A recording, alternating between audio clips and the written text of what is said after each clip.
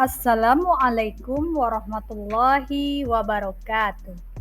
Salam guru penggerak, tergerak, bergerak, menggerakkan.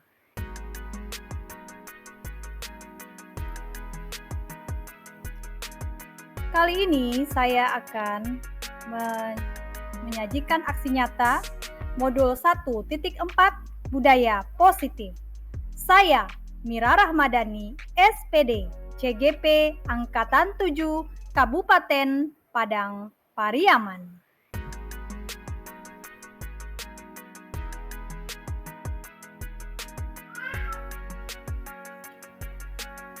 Saya berterima kasih kepada pembimbing saya, yaitu Bapak Rosdi Hidayat sebagai pengajar praktik dan Ibu Mardianis sebagai fasilitator.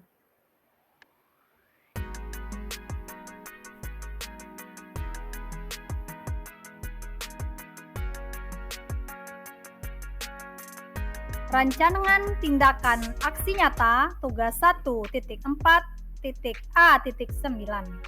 Judul modul membuat kesepakatan kelas sebagai langkah awal membangun budaya positif di sekolah.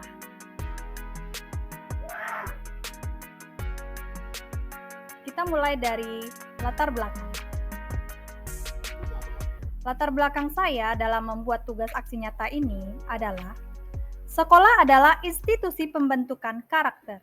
Makna pendidikan dari Ki Hajar Dewantara adalah menuntun segala kodrat yang ada pada anak agar mereka sebagai manusia dan anggota masyarakat dapat mencapai keselamatan dan kebahagiaan setinggi-tingginya. Untuk mewujudkan hal tersebut, penting sekali penerapan budaya positif sekolah dalam pembiasaan sehari-hari untuk penanaman budi pekerti siswa sebagai pembentukan karakter. Salah satu langkah awal yang dapat dilakukan dalam membangun budaya positif yaitu membuat kesepakatan kelas. Kesepakatan kelas yang efektif dapat membantu dalam pembentukan budaya disiplin positif di kelas. Sekarang tujuan aksi nyata saya. Yang pertama, membantu proses belajar mengajar menjadi lebih mudah dan tidak menekan murid. Kedua, membangun hubungan positif dan lebih dekat antara guru dan murid. Ketiga, membiasakan murid menerapkan budaya positif sehingga menjadi karakter positif dan memiliki budi pekerti yang baik.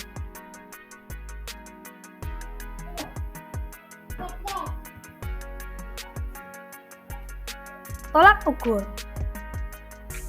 Tolak ukur saya dalam membuat tugas aksi nyata ini, yang pertama, murid aktif dan semangat belajar. Lalu, guru dan murid saling menyayangi, guru dan murid saling menghormati, dan guru dan murid saling peduli.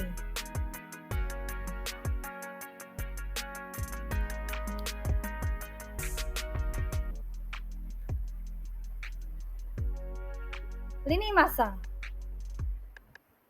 Lini masa tindakan saya, yang pertama, mengajukan gagasan atau ide saya kepada kepala sekolah tentang pentingnya penerapan budaya positif di sekolah. Kedua, diskusi mengenai langkah konkret yang diambil.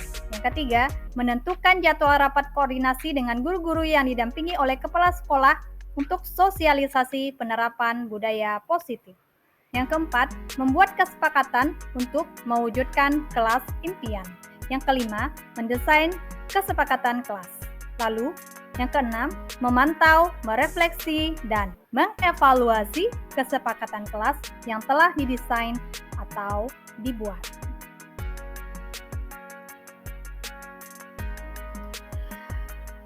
Nah, supaya aksi nyata ini bisa berjalan dengan sukses, salah satunya harus ada dukungan. Jadi dukungan yang dibutuhkan terutama dari kepala sekolah, lalu rekan guru serta murid agar tindakan yang telah disusun dapat dilakukan secara lancar dan menyeluruh. Yang kedua, dari komite sekolah, lalu lingkungan masyarakat. Setelah itu, sarana dan prasarana untuk menumbuhkan budaya positif di sekolah. Setelah itu, orang tua sebagai pendamping peserta didik dalam menerapkan budaya positif.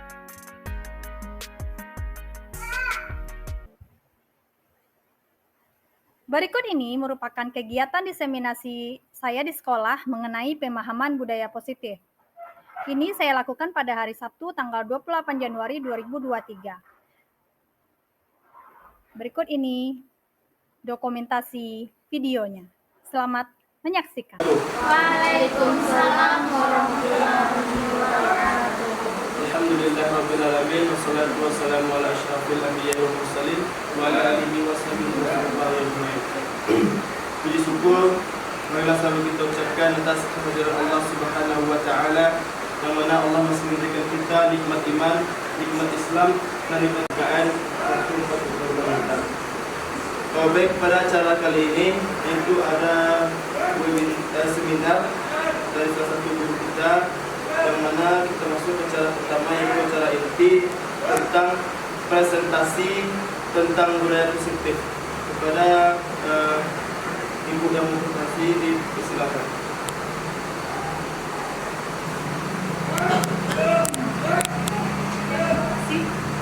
Assalamualaikum warahmatullahi wabarakatuh. Waalaikumsalam warahmatullahi wabarakatuh.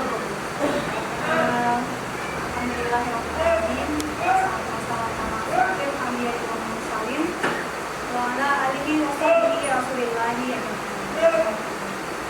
Syukur alhamdulillah kita ucapkan kepada Allah yang telah memberikan kita kesempatan untuk bisa hadir di sini dalam rangka melihat presentasi kita tentang menerapkan budaya positif di sekolah yang kita cintai.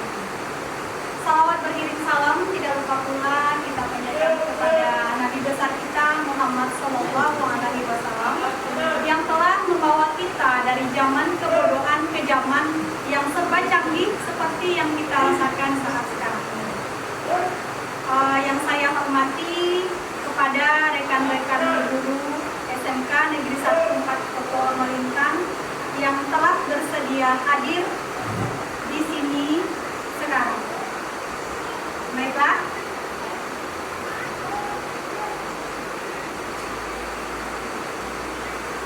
hari ini saya akan menyebarkan pemahaman dan pengalaman saya modul 1.4.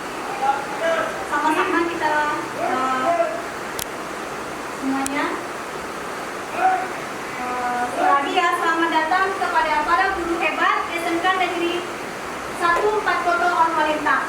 Kita semuanya di sini adalah guru-guru hebat, sama-sama sebagai penggerak di dalam meningkatkan sekolah kita menjadi sekolah yang bermutu, sekolah yang berintegritas dan tidak dipandang sebelah mata oleh orang lain. Mari kita tepuk tangan dulu semuanya.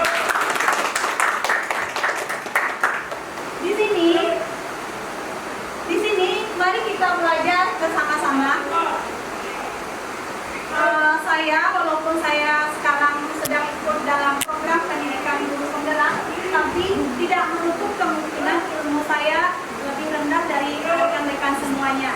Karena dalam menuntut ilmu kita tidak hanya belajar dari satu sisi saja, sama-sama saling mendukung, berkolaborasi demi mewujudkan disiplin positif di sekolah yang kita cintai ini. Tepuk tangan sekali lagi. Oke, next. Dalam konsep utama yang akan saya utarakan di sini, modul budaya positif itu ada beberapa poin yang akan saya sampaikan. Di antaranya perubahan paradigma belajar, disiplin positif, kebutuhan dasar manusia, motivasi perilaku manusia, posisi kontrol restitusi, keyakinan kelas, dan segitiga restitusi. Oke. Pertama, kita masuk ke dalam pembelajaran dengan paradigma baru. Nah, di sini dalam pembelajaran paradigma baru ini, pembelajaran itu dirancang dengan berdasarkan prinsip pembelajaran yang terdiferensiasi sehingga setiap siswa belajar sesuai dengan kebutuhan dari tahap perkembangannya untuk mewujudkan profil pelajar Pancasila. Sebagaimana yang sudah kita ketahui, profil pelajar Pancasila itu ada 6 ya.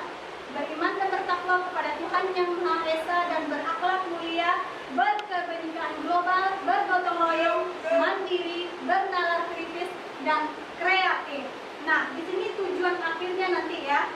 Tujuan akhirnya setiap siswa kita ini mempunyai jiwa pelajar Pancasila. Semuanya sudah terangkum di sana.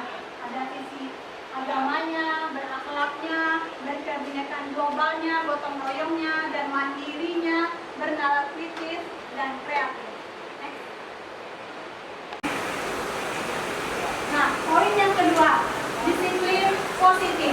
Nah, apa ini Bapak Ibu pasti sudah tahu disiplin itu apa. Coba siapa yang bisa menyebutkan arti disiplin itu menurut keyakinan kita sebelum saya menerangkan lebih jauh. Oke, coba Butia, apa itu disiplin? Waktu sesuai datang tepat waktu. Taat dengan peraturan. Ya, betul sekali. Disiplin itu adalah mengikuti peraturan-peraturan yang sudah ada. Nah, di sini dalam budaya kita, kata disiplin itu bermakna menjadi sesuatu yang dilakukan seseorang pada orang saja. Jadi untuk mendapatkan kepatuhan, kita cenderung menghubungkan kata disiplin dengan ketidaknyamanan. Nah, apa nih maksudnya dengan ketidaknyamanan? Maksudnya adalah peraturan-peraturan yang diikuti itu kadang-kadang hanya berdasarkan peraturan yang sepihak saja. Jadi tidak diadakan dulu musyawarah dulu dengan mereka sehingga ketika harus mengikuti peraturan kita harus disiplin, terpaksa kita melakukannya. Itulah makanya dikatakan dengan ketidaknyamanan. Lanjut, sebagai pendidik, tujuan kita adalah menciptakan anak-anak yang memiliki disiplin diri. Jadi bukan disiplin yang merasa ketidaknyamanan, merasa terpaksa itu, tapi dari dalam dirinya dia sadar. Misalnya dia bangun pagi, dia mau sekolah, dia sadar kalau dia akan terlambat, makanya dia bangunnya pagi. Bukan karena saya takut dihukum, makanya saya bangunnya pagi-pagi, bukan. Nah, bagaimana cara menciptakan itu sehingga mereka bisa berperilaku dan mengacu pada nilai-nilai kebajikan universal dan memiliki motivasi intrinsik, motivasi dari dalam dirinya, itu maksudnya intrinsik ya. Nah, menumbuhkan kesadaran serta melakukan sesuatu tanpa ancaman. Nah, itu dia tadi ya. Dia patuh pada peraturan, tapi yang melakukan kepatuhan itu dia nggak mendapat ancaman, nggak mendapat sogokan maupun hukuman. Jadi nggak ada dihukum, dia nggak ada rasa takut dihukum. Sekarang kita sebagai manusia, apa-apa saja sih kebutuhan dasar kita sebagai manusia? Yang pertama, bertahan hidup. Nah, bertahan hidup ini apa-apa yang kita lakukan. Misalnya kita butuh makan, itu kebutuhan pokok ya. Kita butuh minum untuk bisa bertumbuh, pakaian, itu harus ada, itu kebutuhan dasar. Kalau tidak ada, ya kita tidak bisa hidup gitu. Selanjutnya, kasih sayang dan rasa ingin diterima. Nah, ketika kita tidak merasakan kasih sayang, kita tidak merasa diterima, misalnya ada siswa yang di kelas itu dikucilkan karena dia merasa tidak diterima sama teman-temannya. Nah, itu berarti kebutuhan dasar siswa kebebasan, terlepas dari peraturan-peraturan yang membuat kita merasa tidak nyaman. Nah, lalu kesenangan juga seperti itu. Kalau semua kebutuhan ini salah satu saja tidak terpenuhi, maka itulah makanya terjadi penyimpangan atau ada siswa atau kita sendiri yang tidak mematuhi peraturan. Jadi bagaimana caranya supaya kebutuhan dasar manusia ini terpenuhi semuanya? Kita lanjut ke slide berikutnya. Nah, supaya kebutuhan dasar itu terpenuhi, kita harus punya motivasi dalam diri kita sebagai berperilaku manusia. Maksudnya, motivasi itu merupakan dorongan yang timbul pada diri seseorang secara sadar atau tidak sadar untuk melakukan suatu tindakan dengan tujuan tertentu. Saya kalau bangun pagi itu, saya supaya hidup lebih berwarna, lebih semangat, pasti ada motivasi yang saya lakukan. Contoh pagi ini, saya bangun pagi, saya mau melakukan presentasi di sini. Saya harus semangat, saya harus ceria, saya harus mempunyai bekal untuk itu supaya acara ini sukses. Nah, itu dia motivasi.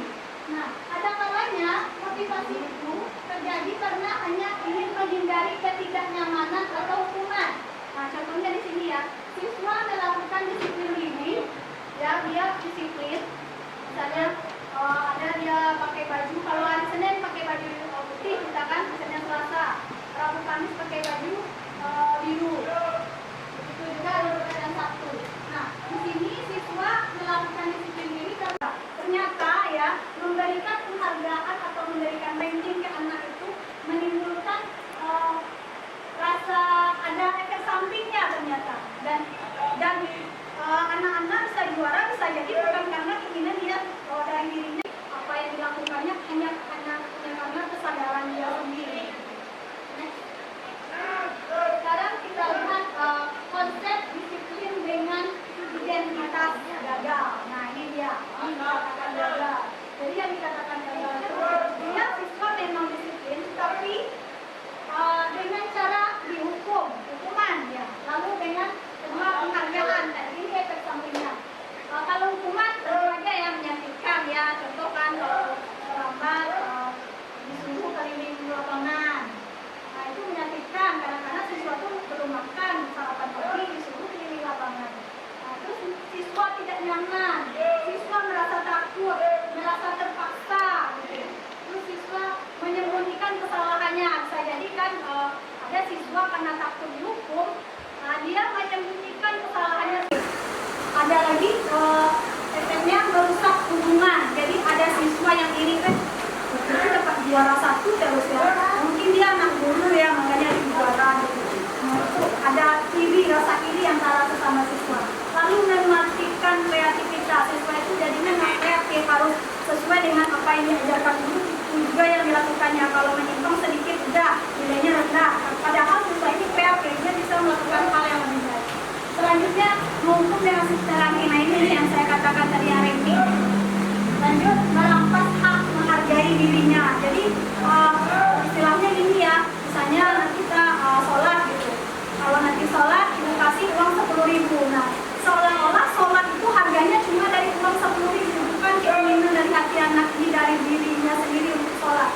Padahal sholat itu kan untuk hubungan kita supaya semakin baik dengan Tuhan, bukan hanya dari harga uang 10.000. Nah sekarang kita lihat konsep disiplin yang bisa dikatakan dengan identitas sukses. Nah ada dua di sini, ada konsekuensi, ada restitusi. Nah untuk konsekuensi perbuatannya jangka pendek ya, mungkin di sini sudah ada guru-guru yang menerapkan dengan cara konsekuensi. Lalu ada perlu monitoring berkelanjutan gitu. Jadi harus dipantau terus gitu. Lalu ada stimulus respon. Ini stimulus respon ini maksudnya adalah contoh ada siswa yang tidak sengaja membuat air minum temannya tumpah sehingga basahlah mejanya. Nah, nanti kita tanya ke stimulus kita sama siswa, tadi kamu membuat tumpah air minum temannya. Nah, sekarang bagaimana responnya? Sekarang bagaimana caranya kamu supaya membersihkan kembali untuk melakukan supaya tidak basah lagi gitu. Nah, itu stimulus kita kepada anak. Jadi respon anak dia langsung dibersihkannya. Itu yang konsekuensi. Jadi dia melakukan sesuatu kesalahan lalu dia mencoba memperbaiki kesalahannya itu lagi. Selanjutnya siswa menghormati peraturan. Iya, siswa jadinya menghormati peraturan. Lalu kehilangan waktu untuk merenungi kesalahan karena tadi kan sudah langsung ada jawabannya, disuruh membersihkan. Jadi siswa tidak punya waktu lagi untuk merenungi kesalahannya karena sudah ditebus dengan dibersihkannya tempat kemasan tadi. Selanjutnya restitusi. Nah, ya restitusi ini yang mungkin masih baru sama rekan-rekan semuanya. Restitusi ini akan membuat siswa bertanggung jawab untuk perilakunya.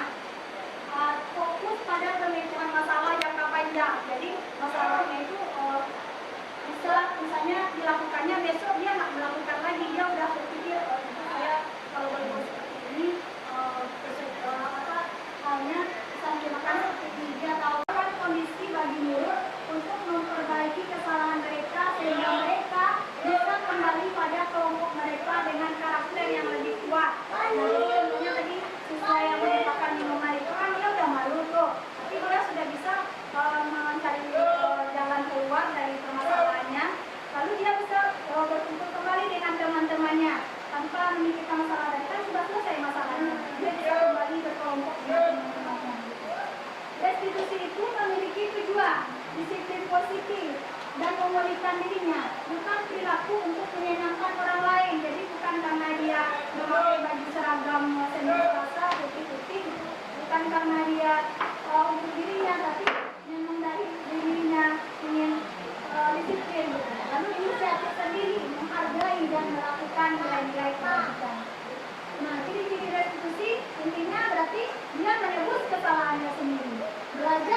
kesalahannya.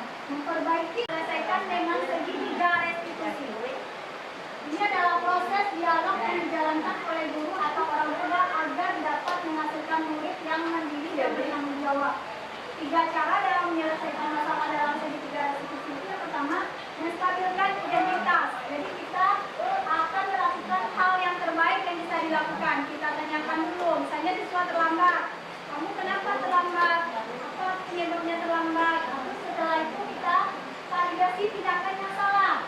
Semua perilaku itu memiliki alasan. Nah, kita tanyakan lagi, apa alasannya kamu terlambat? Saya bangunnya jam 7, Bu. Makanya saya sampai di sini jam 8, rumah saya jauh, Bu. Nah, itu alasannya. Bagaimana tindakan kita supaya tindakan salah ini menjadi tindakan yang tidak salah? Nah, kita tanyakan baik-baik, yaitu menanyakan keyakinan.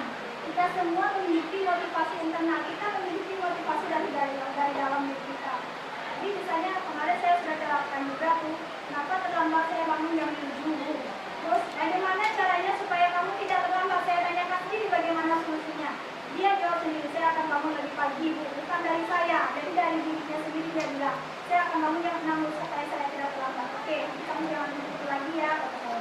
Nah, ada yang berhasil dan ada juga yang belum berhasil. Kebetulan saya berpikir jadi lumayan tahu lah siswa-siswa yang memang rutin terlambat mana yang tidak. Oke, next.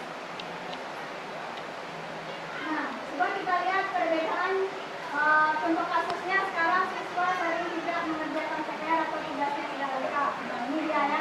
Kalau kita menghukum, ya hukuman siswa yang tidak mengerjakan PR itu, efeknya hukuman itu biasanya guru menghukum siswa lari keliling lapangan atau push up dan lain-lain. Terus guru marah dan murid menjadi takut, gitu, efeknya itu ya. Nah, coba dengan kalau kita lakukan dengan konsekuensi. Buktinya bagaimana? Guru memberikan konsekuensi untuk mengerjakan PR-nya saat jam istirahat. Jadi PR-nya itu kan tidak dikerjakan, disuruh ya siswa itu mengerjakan saat jam istirahat. Atau dikerjakan sebanyak 3 kali lipat dari yang biasanya. Efeknya guru jadi tegas dan siswa menaati peraturan. Iya memang benar. Tapi yang lebih baik adalah restitusi. Nah, di sini guru menanyakan keyakinan kelas dirinya, membantu siswa menyelesaikan masalahnya. Lalu guru terbuka dan siswa jadinya menghormati guru. Beda ya dengan hukuman ya. Siswa sudah dihukum, siswa jadinya dendam sama kita karena sudah dihukum sama kita. Nah, kalau yang restitusi sebagai fasilitator gitu ya. Next.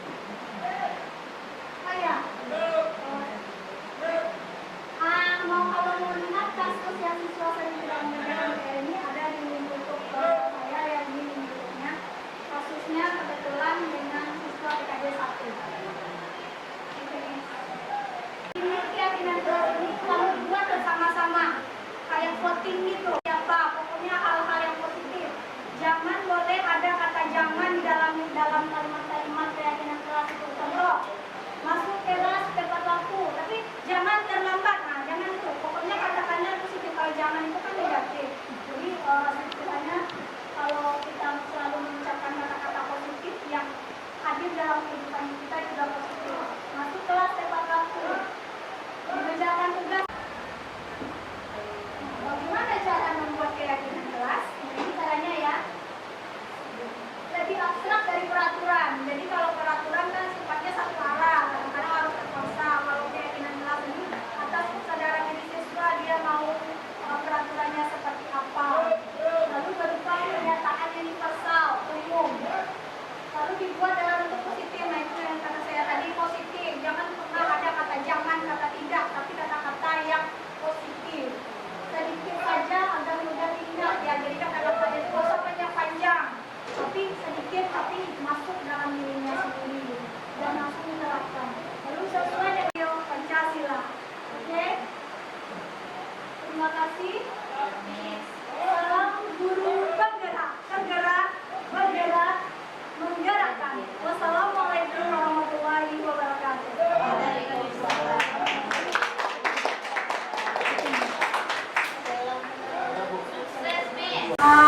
Ada pertanyaan dari rekan-rekan guru sekalian? Silakan. Ya, silakan Bu ya. Kalau di sini saya menanyakan dari kelima fungsi kontrol yang ada, fungsi kontrol mana yang paling baik diterapkan di kelas? Khususnya di sekolah Ya, di sekolah kita ya. karena posisi kontrol ini tidak hanya di kelas saja tapi mencakup lingkungan sekolah. Jadi posisi kontrol yang paling baik diterapkan di sekolah kita atau dimanapun berada adalah posisi kontrol manager, di mana di sini efeknya siswa menjadi lebih mandiri.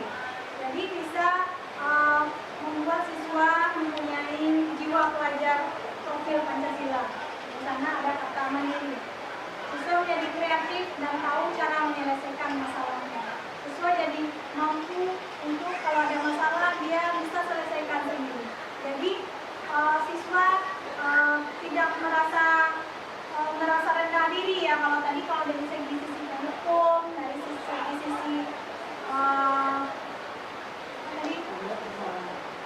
dia merasa bersalah karena dia dihukum. Tapi kalau dalam posisi manajer, siswa menyelesaikan masalahnya sendiri ya. Yang bisa diselesaikan dengan segitiga restitusi tadi ya, ada 3 tahapan. Oke, cukup jelas mungkin? Ya. Presentasi dari saya semoga bermanfaat. Assalamualaikum warahmatullahi wabarakatuh.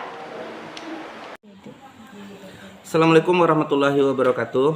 Saya Indra Jasman, Eskom Mkom, Kepala SMK Negeri 1 4 Koto Armalintang. Pada kesempatan ini saya ingin menyampaikan bahwasanya untuk CGP calon guru penggerak angkatan ke-7 Padang Pariaman SMK Negeri 1 4 Koto Armalintang, alhamdulillah kembali berhasil meneruskan salah satu orang gurunya menjadi CGP, yaitu Ibu Mira Rahmadani. Beliau adalah salah seorang guru andalan kita di sekolah pada bidang studi bahasa Inggris. Pada kesempatan ini Bu Mira Rahmadani mencoba menularkan materi yang sudah beliau dapat selama mengikuti pendidikan guru penggerak ini, yaitu dengan materi budaya positif. Nah, tadi sudah dikumpulkan beberapa orang teman guru dalam satu sekolah, dan beliau sudah menyampaikan materi tentang budaya positif, di mana budaya positif ini kalau betul-betul diterapkan di sekolah itu benar-benar akan menjadi suatu perubahan besar di sekolah, baik terhadap siswa maupun guru sendiri. Budaya positif ini banyak sekali yang dapat kita lakukan di sekolah. Tidak usah kita berpikir yang besar-besar, cukup yang kecil-kecil dulu, dimulai dari yang kecil, mulai dari kebersihan diri siswa, kebersihan sekolah, disiplin dalam aturan sekolah, dan banyak lagi yang bisa kita perbuat. Dan utamanya untuk kegiatan ini kita meminta perubahan itu muncul dari diri siswa secara intrinsik, jadi bukan paksaan dari pihak lain. Kita berharap dengan hadirnya Bu Mira Rahmadani pada CGP angkatan 7 ini mampu membawa perubahan besar terhadap pembelajaran di sekolah, terhadap budaya-budaya positif yang ada di sekolah, mampu kita terapkan sebagaimana mestinya. Mungkin untuk sambutan kali ini itu saja yang dapat saya sampaikan. Terima kasih atas perhatiannya. Kita akhiri, billahi taufik wal hidayah. Assalamualaikum warahmatullahi wabarakatuh. Assalamualaikum warahmatullahi wabarakatuh. Perkenalkan, nama saya Selvi Agustini. Saya merupakan rekan sejawat dari Ibu Mira Rahmadani yang selaku sebagai CGP angkatan 7 Kabupaten Padang Pariaman. Baiklah, saya akan sedikit memberi tanggapan mengenai budaya positif yang sudah disampaikan oleh Bu Mira. Itu berbicara tentang budaya positif itu merupakan suatu hal yang sangat baik, apalagi itu jika diterapkan dengan baik di sekolah kita. Nah, jadi dengan apa yang disampaikan oleh Bu Mira, kami tentu selaku guru, selaku rekan sejawat sangat mendukung dengan kegiatan Bu Mira ini. Nah, sehingga anak-anak, apalagi Bu Mira itu menerapkan bagaimana disiplin positif itu secara intrinsik intrinsik ya, bagaimana siswa bisa disiplin dari dalam dirinya sendiri, bukan dia berlaku sebagai aturan ataupun itu terpaksa oleh guru dan yang lainnya. Nah, jadi kalau kami sebagai guru tentu hal ini sangat-sangat positif ya, sangat-sangat menunjang, mungkin baik itu dalam pembelajaran maupun itu dalam keseharian. Nah, jadi kita sebagai guru itu bisa juga menempatkan diri kita sebagai posisi kontrol yang mana atau posisi kontrol mana yang kita ambil. Nah, semua hal tentu berkaitan antara guru dengan siswa. Jadi dari posisi kontrol yang paling baik itu tentu posisi kontrol manajer. Nah, jadi kita sebagai guru harus bisa memahami posisi kontrol yang seperti apa seharusnya kita terapkan kepada siswa kita. Nah, intinya apapun itu tentang budaya positif yang sudah disampaikan oleh Bu Mira itu luar biasa, sehingga kami sebagai rekan guru juga merasa mendapatkan pencerahan, sehingga untuk kedepannya kita bisa lebih baik lagi dalam mendidik siswa dan menciptakan pembelajaran yang berpihak kepada murid. Mungkin hanya itu yang bisa saya sampaikan. Terima kasih. Assalamualaikum warahmatullahi wabarakatuh. Terima kasih. Semoga dokumentasi tentang aksi nyata budaya positif yang saya sajikan dalam video ini bermanfaat. Salam guru penggerak, tergerak, bergerak, menggerakkan. Wassalamualaikum warahmatullahi wabarakatuh.